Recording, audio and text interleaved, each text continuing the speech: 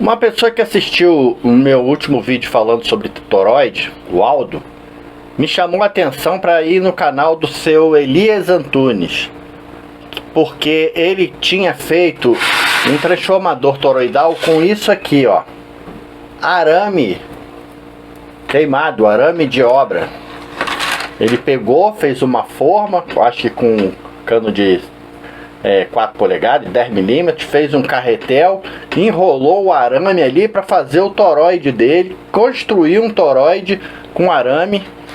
Ele usou, acho que mais de 4 rolos desse aqui de arame, fez o núcleo todinho e enrolou o transformador. E aí o Aldo queria saber sobre aquilo ali, queria que eu falasse sobre. E aí, antes eu queria comentar sobre a ideia do seu Elias. O seu Elias trabalhou exatamente como um inventor trabalha. O inventor é isso aí. O inventor, ele não tem esse negócio de não tenta não, Elias, não tenta porque não vai dar certo. Eu lembro quando eu era jovem lá, trabalhando com meu avô na oficina de transformadores, quando eu tentava inventar um negócio assim feito o seu Elias fez, meu avô falava assim: menino, não mexe com isso não, que isso aí não vai dar certo. Porque se desse certo, o americano já tinha feito. E aí eu acabava não fazendo. E o seu Elias não teve ninguém para dizer para ele que não ia dar certo. Ele tentou, fez e deu certo. Por quê? Porque nessas horas, quando você está movido por essa vontade de acertar, Deus vai e ajuda, e o troço, às vezes, uma coisa que não tinha lógica nenhuma de dar certo, acaba dando certo. Eu vou deixar o link aqui do canal do seu Elias. Inclusive eu queria até pedir você que gosta de assistir meus vídeos, para dar um pulinho lá, se inscrever no canal dele, que ele tem uns 300 e poucos inscritos, e para ele monetizar o canal ele precisa de 1000 inscritos. Então vamos dar uma força lá ao seu Elias, para ver se a gente consegue fazer ele ter os 1000 inscritos que ele precisa para monetizar o canal. E vou comentar sobre será que dá mesmo para enrolar um toroide com um núcleo de arame? Dá para fazer um transformador com ferro que não seja um ferro de aço silício? Então eu vou falar sobre esse assunto aí e a gente vai raciocinar junto em cima disso. Eu lembro porque meu pai contava que nos anos 1920, ou seja, 100 anos atrás, o meu avô já enrolava transformador lá na Ilha Grande. Ele enrolava carregadores de bateria, que eles chamavam de tunga, que era para carregar a bateria dos barcos lá da Ilha Grande.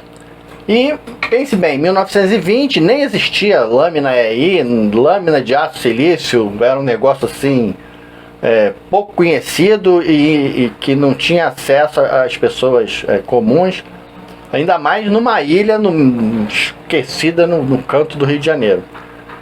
E aí como é que meu avô fazia isso? O meu avô usava lata de óleo, essa lata de 18 litros, de óleo, vendia muito, o pessoal lá comprava óleo em lata, e ele cortava com tesourão, fazia as chapas de ferro, né? De ferro, para montar transformadores em 2 torres. Era aquele tipo de transformadores com 2 torres. E aí cortava a lata toda, enrolava a bobina com fio de cobre, que ele, eu não sei onde ele arrumava, mas aí ele pegava e enrolava o fio com cadastro de tecido para isolar, porque também não tinha fio esmaltado.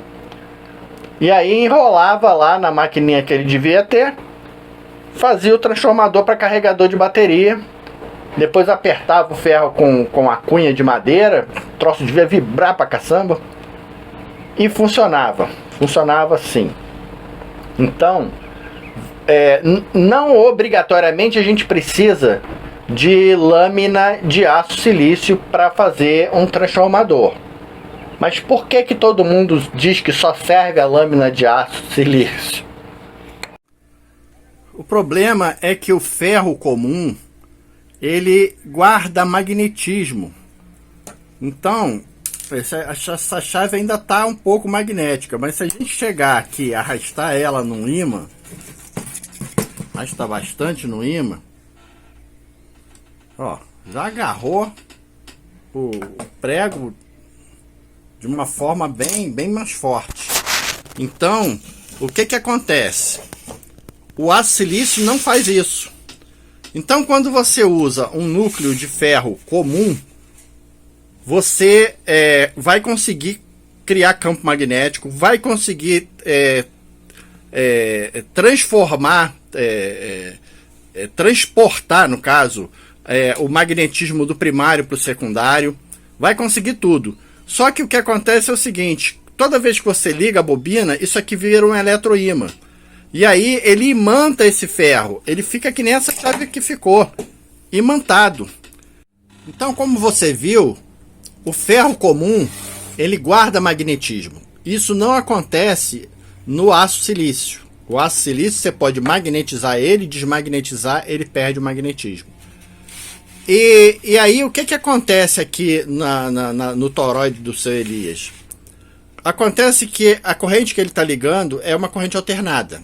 Ora numa polaridade, ora na outra polaridade. Quando ela está numa polaridade, isso aqui vira um eletroímã. Ele imanta numa determinada polaridade. Quando a frequência muda, ele obrigatoriamente precisa inverter aquela polaridade. Só que o ferro está magnetizado já. Ele guarda aquele magnetismo e o troço vibra. Virou. Aí ele tenta virar, ele vai e vira. Aí o troço desvira de novo. Ele vai. Fica aquela sacanagem no magnetismo do ferro. E isso causa um fenômeno chamado esterese. Acaba aquecendo o ferro por causa dessa frequência variada e por causa da retenção de magnetismo na bobina. Funciona? Funciona. Tanto é que o transformador de lata lá do meu avô funcionava e o transformador do seu Elias também funcionou. Mas o que acontece com isso? Perdas, grandes perdas no ferro. O seu Elias, eu vi ele ligando o transformador depois de pronto. Ele falou, olha aqui, funcionou. Ele inclusive fez um negócio assim que eu fiquei até abismado. Ele ligou no inversor, ele não ligou na rede não, ligou no inversor, que é onda quadrada, e dificulta mais ainda o funcionamento de um transformador. E mesmo assim ele conseguiu uma saída de 128 volts, ligou uma parafusadeira, uma esmerilhadeira e ligou um ventilador. Só que é um transformador monstruoso, um negócio grande pra caramba. E eu acho que ele ali deve ter grandes perdas. Ele não ligou um amperímetro na entrada do transformador para a gente ver quantos amperes ele deve estar consumindo. Mas muito provavelmente aquele transformador está consumindo muitos miliamperes na entrada. Um transformador comum, ele não consome, por maior que seja, ele não consome mais do que uns 100, 150 miliamperes na entrada, 200 quando ele é muito grande. Eu quase aposto que o transformador do seu Elias consome um meio ampere no mínimo naquela entrada. Aí o que acontece? Você acaba precisando engrossar muito mais o fio para poder compensar essa perda. Outra coisa é o cálculo do número de espiras por volt. Quando você usa um toroide mesmo de lâmina de grão orientado, você normalmente usa uma constante de 30, 33 ali, não precisa mais do que isso para calcular o número de espiras por volt do transformador. No transformador já feito com lata ou no transformador do seu Elias, ele vai ter que usar no mínimo aí 80 para usar essa constante aí. Se eu não me engano, ele não mostrou o número de espiras que ele usou. Ele comenta em um dos vídeos que ele botou, parece que 490 espiras no enrolamento de 127. Ou seja, 3,8 espira por volt. Num núcleo grandão. Então ali é meio mostra de que ele está ganhando no ferro que ele não precisou comprar, ele construiu, mas está perdendo no fio. Esse é outro problema quando você usa um transformador feito com ferro que não é bom.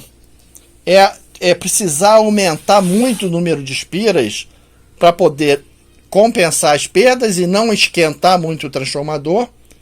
E aí você acaba perdendo no fio. Se eu não me engano, ele usou fio de alumínio. Quase todo mundo está usando fio de alumínio agora. Eu sou contra, mas tá todo mundo indo porque é muito mais leve, né? E aí ele meio que deu uma compensada nessa perda. Então, é aquilo. Funcionar, funcionou. Um dos problemas de enrolar com o núcleo assim de arame, de fio, é esse espaço aqui. Você nota que por mais apertado que a pessoa deixe o arame, ela sempre vai ter um espaço de ar entre o núcleo.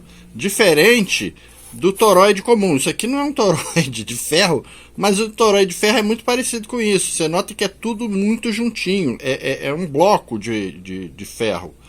Já aqui não é um bloco. Aqui você tem espaço. Então aqui, digamos que mais ou menos você perde uns 20% na área toda com espaço de ar. Então você acaba sendo obrigado a crescer o tamanho do ferro para poder compensar essa perda.